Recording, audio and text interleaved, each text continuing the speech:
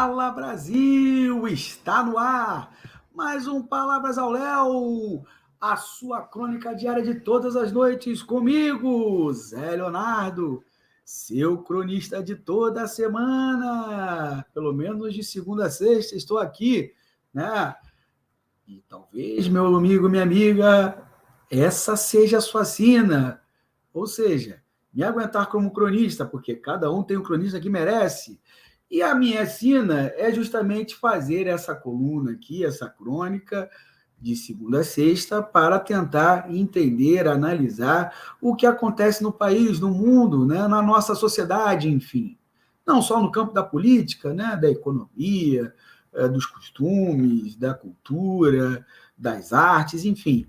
No geral, porque a gente analisa a vida, né? E a vida é feita de diversos aspectos, né?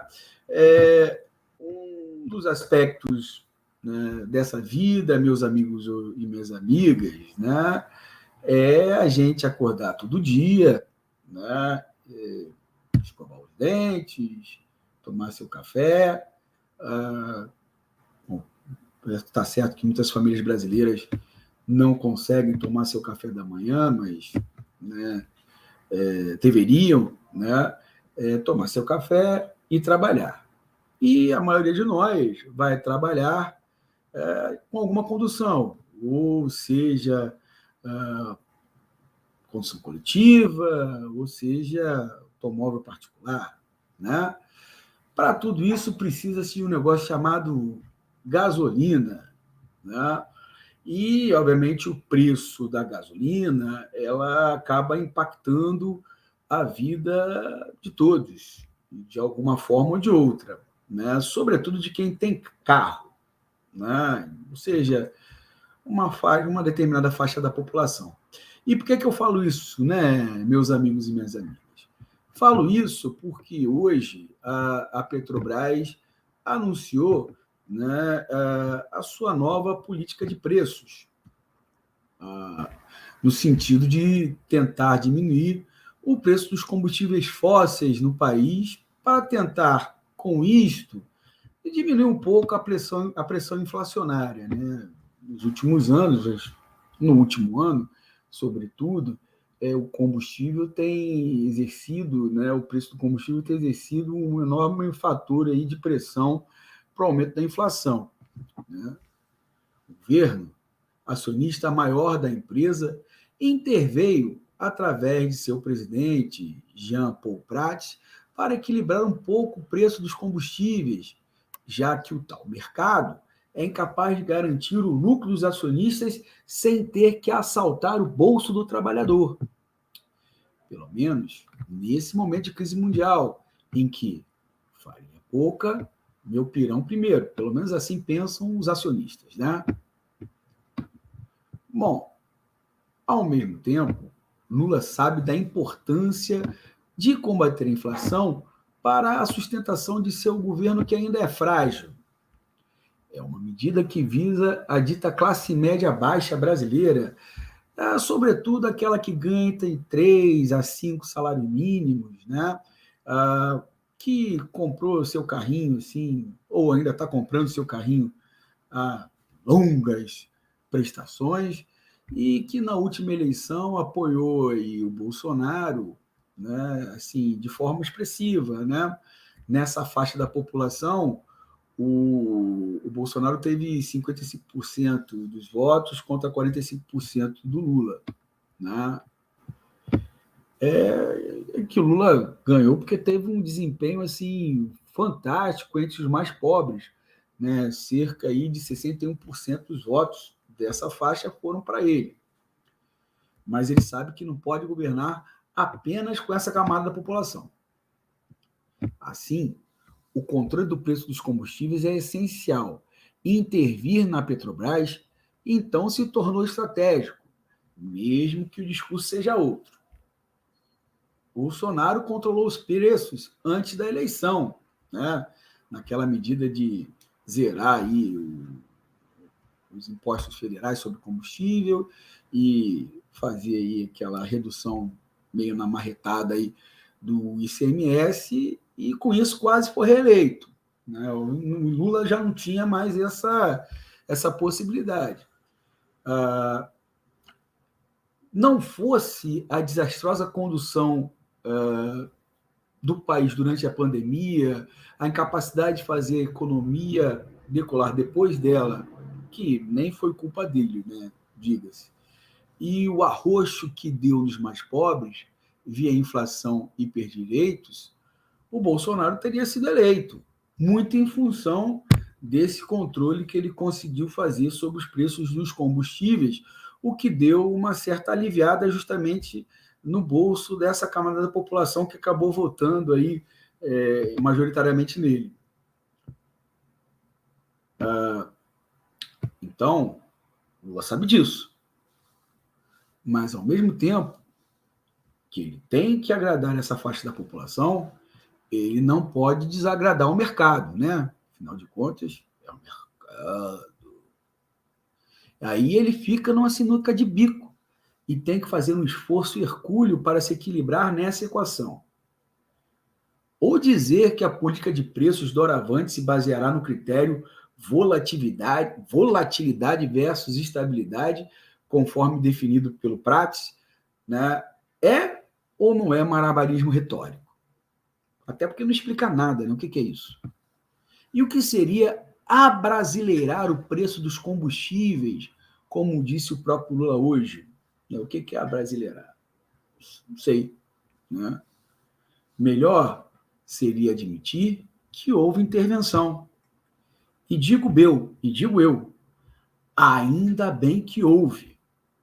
Aqui você tem uma pessoa, você tem um analista que tem uma posição clara. Eu sou a favor que o Estado intervenha na economia, né, onde for preciso, onde for necessário, né, mesmo numa economia de mercado. Nós estamos falando de economia socialista. Quando socialista é uma outra história. Mas nas economias, mesmo nas economias capitalistas, e algumas delas com bastante grau de desenvolvimento, a intervenção do mercado houve, né, e haverá quando preciso, quando necessário, né, porque, na verdade, o mercado não consegue, né, equacionar todos os problemas de um país, de uma sociedade. Né? O mercado visa outras coisas, o mercado visa o lucro, né, dos seus acionistas, né, de quem participa dele, e, obviamente, o bem-estar da população não é a primeira opção do mercado. Não que eles também sejam contra, mas isso na visão deles, né, é secundário. Né? Aliás, o bem-estar para eles é lucrar. Né? Só que dentro de uma sociedade capitalista, o lucro nunca virá para todos. Né? Então, aqui tem alguém que defende a intervenção do Estado na economia, quando for preciso, quando for necessário, dentro de uma economia capitalista. Né? Se formos, né, pensar em outra economia socialista, tem outras regras, né, que não cabe aqui divulgar. Nós estamos falando de economia capitalista e, mesmo dentro dessa economia capitalista, o Estado tem o dever, o direito de defender, né, o cidadão mais pobre.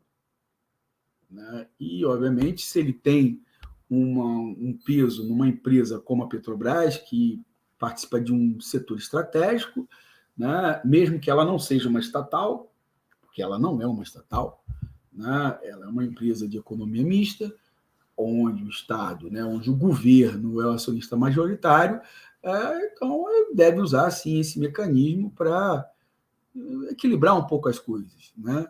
Aí você pode me dizer, mas e a saúde financeira da empresa? Ora, né, a saúde financeira da empresa ou dos acionistas que tá sendo, né, colocado em questão? Né? E o que é mais importante? Né? A vida geral do povo, né? Ou o lucro de algumas dezenas ou centenas, tanto faz. Né? Então, o mercado sim precisa ser regulado quando for necessário. Isso dará certo? Só o tempo dirá. Né?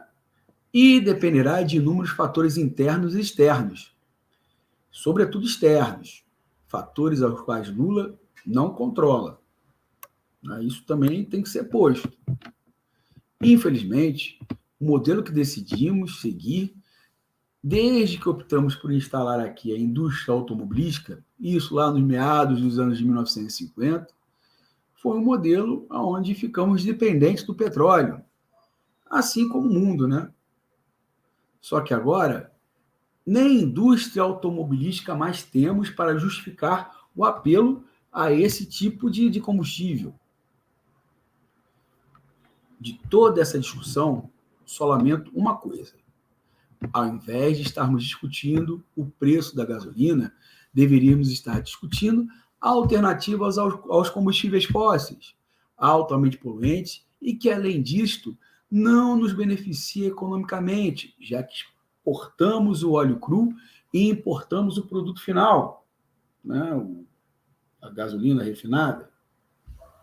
Até por isto, o governo teve que intervir hoje na Petrobras, já que a política de preços até então existente, cuja variação dos preços internos acompanhava a variação do preço do petróleo no mercado internacional, produziu a gasolina que chegou a bater uns R$8 aí em um determinado momento.